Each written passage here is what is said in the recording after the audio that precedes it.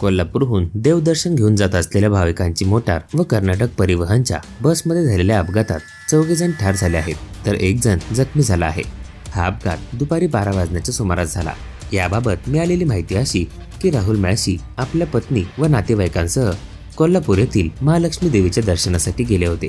रविवारी तिथून परत गावाकडे जात असताना अथणी शहरापासून 1 किलोमीटर अंतरावरील विजापूर मार्गावर कर्नाटक परिवहनच्या विजापूर मिरज या बसला त्यांच्या मोटारीची धडक बसली। या भीषण अपघातात बसमधील कोणाला फारशी दुखापत झाली नाही, मात्र भीषण धडकेत मोटारीतील राहुल, गिरीश व संगमेश यांचा जागीच मृत्यू झाला। जखमी राधिका व विनायक यांना नागरिकांनी बाहेर काढून उपचारासाठी अथणी सरकारी दवाखान्यात पाठवण्यात आले।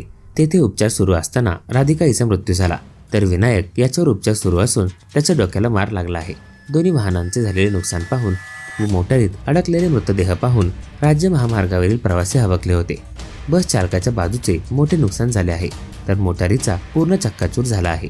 घटनेची माहिती मिळताच अथणी पोलीस ठाण्याचे उपनिरीक्षक मल्लिकार्जुन उपार यांनी सहकाऱ्यांसह भेट दिली। या घटनेची नोंद अथणी शहर पोलीस ठाण्यात झाली असून पोलीस तपास करत आहेत। अथणी शहरापासून काही अंतरावर मोठा अपघात झाल्याने अनेक वाहनधारक थांबून चौकशी करत होते, त्यामुळे गर्दी झाल्याने विजापूर अथणी मार्गावर वाहतूक कोंडी झाली होती। काही जणांनी जखमींना मदत करून उपचारासाठी पाठवले।